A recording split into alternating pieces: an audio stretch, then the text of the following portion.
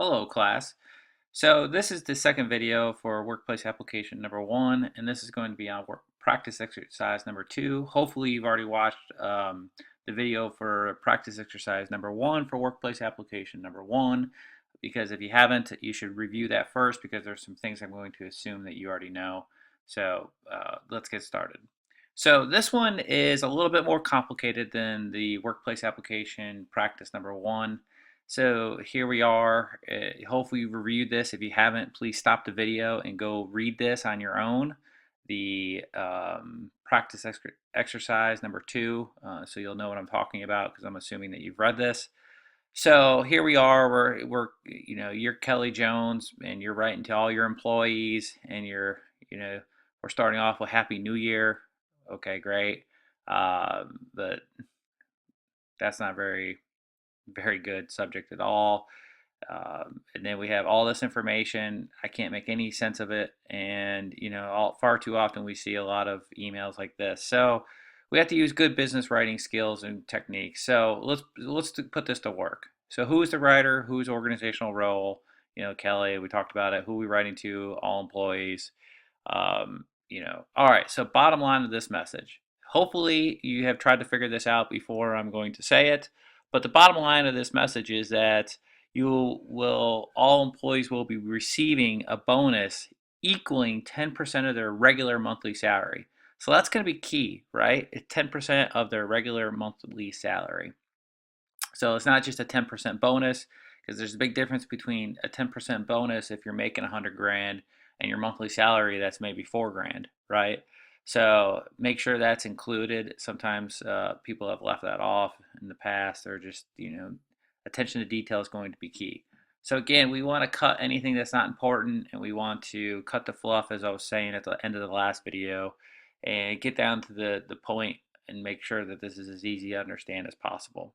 All right, so suitable subject. So we know the subject's a fragment of the bottom line, and it should come up here. Happy New Year. So again, think to yourself, would I have to open that email? Uh, yeah, because, all right, Happy New Year. Do I know anything about me getting a bonus unless I open it? If I get a a Happy New Year from my boss, I'm probably not opening that email. I'm gonna let it ride. But if it says, hey, you're getting a bonus, I'm gonna get excited. I want to know what about this bonus.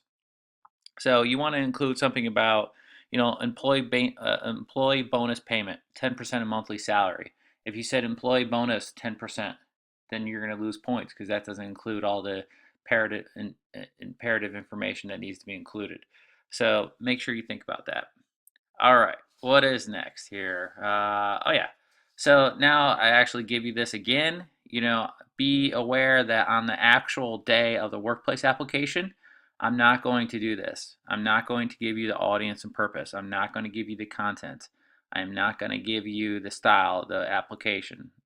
Basically all I'm going to say is number 4 is rewrite this email in appropriate business writing standards, and I'm going to give you a rubric, which a rubric will give you a lot of clues, right? Appropriate bottom line, parallel form. Oop, I know I got to have bullets, appropriate visual representation, so I'm going to have a graph or a table, and I'm going to have some introduction to data. I'm going to have, a wrap-up statement. So this is just for purposes of teaching and helping you get the idea of what's coming. So again, I recommend that you do these without looking at the suggested response first, and try to write them and then review it and review these videos more than once if you have to. So going from there, so this is obviously, if you see Latin 12%, this looks like a table to me, right? You could put this in graph form, and it wouldn't be wrong, but a table is probably going to be best. Also, you'll see that the previous year is relative to 27. So it's just, how can you make any sense of this, right? So also projected to be an increase of 5%. You're going to want to show that out. I don't want to have to do math because, that takes time and effort, and I don't want to have to put any time or effort into reading this. It should be quick, to the point. All right, style. Our sales has been bolstered by throwing money. Okay, you can reword that. You're probably going to want to say something, improved product quality, elevated customer service, and expanded marketing initiatives or something. Make it sound better. It's parallel, it's short, they're fragments. Remember, bullets are not bullets are not full sentences, they are fragments. So keep that in mind. So yeah, that's what this is going to look like. So taking what we learned from the first video, which is this, and applying it to this kind of template. So this is your template. So your to, from, date, your subject or RE regarding action required from that first video you saw a while ago. Let me make sure. Okay.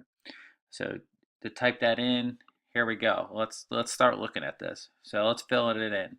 So this is something you could do on your workplace application. Since I'm not going to give you this, you take your first little paragraph, your little email address, and start thinking about, well, okay, who you are.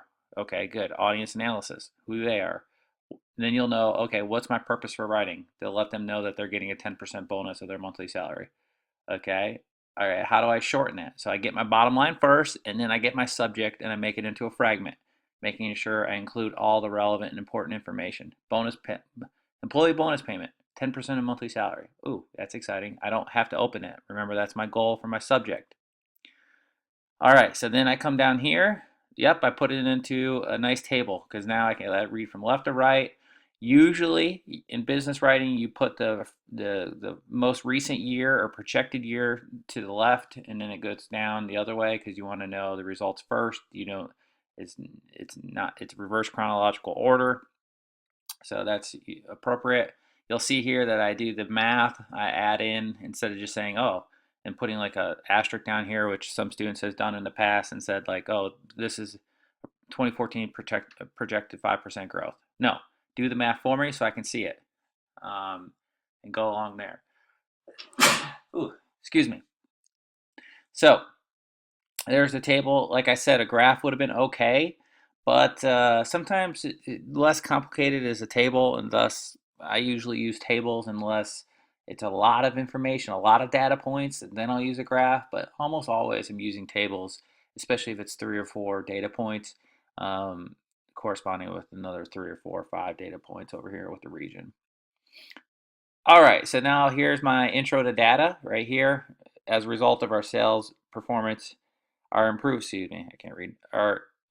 sales performance is a result of expanded, improved, elevated. And what did we do there? We did this. And so instead of throwing money at marketing, no, we expanded our marketing initiatives, improving the quality of our products. All right, good. Improve product quality. Good. Shorten. So 3-4 words, no full sentences. They're fragments, they're short, and they're parallel. So again, go review your parallelism in RPW. And then now I'm going to rewrite it. So let me plug all this in now that we have all that done. So again, this can be single spaced. It should be. I just did it like this. All right, and appreciate your hard work this past year. Boom. All employees will receive. Bottom line, first sentence. Perfect. Now, in video 1, I talked about that baby paragraph or the justification for the data coming after the data point. Here, it comes up front. And usually, we always say you want to put the data first, but for teaching purposes, I put this above.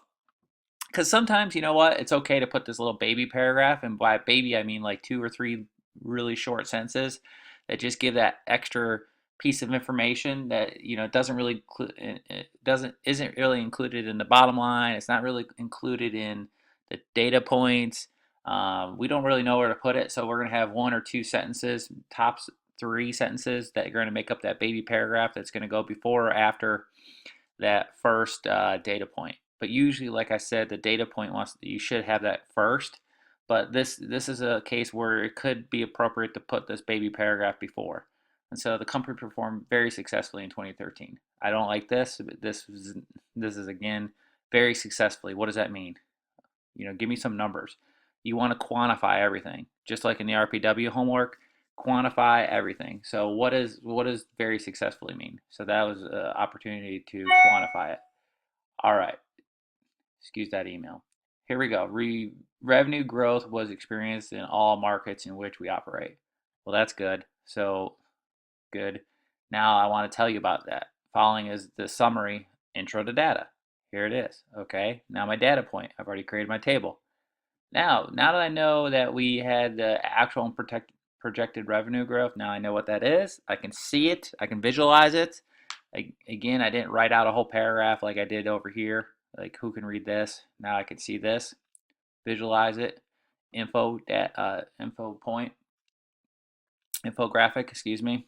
Our sales, improved sales performance is a result of, again, my bullets. So instead of having that little paragraph here, right? Now we come down here, and then basically that's it. My wrap-up statement, done. Okay, and that's the rubric. And as you can see, again, the hints are still there, and they're worth 20 points. Remember that the workplace applications, you have to get at least a 70% grade average for all three of them to pass the class. So even if you pass the class with a 75, but you have a 65 on your workplace applications, I'm going to have to fail you because this is a accreditation class, and so this is really important. So each one of these is going to get a little more difficult. These are really simple. The first one, I think, this is very short, but they'll get longer and longer and more complicated data points as we go along. We'll have more videos to help you through it. If you have questions as you're reviewing this, as you're reviewing the video, please feel free to shoot me an email. mdcatalano@cba.ua.edu is my email. That's on the website. I'll post the practice with the answers, these same answers later in the week, so you can review those on your own. But hopefully, right now you're just reviewing the videos. And remember, on the day that the workplace application is given, you'll have 24 hours basically to complete it. If you don't complete it within that day, it'll be a 0. So make sure you do that. All right. Let me know if you have questions, and happy studying, everybody.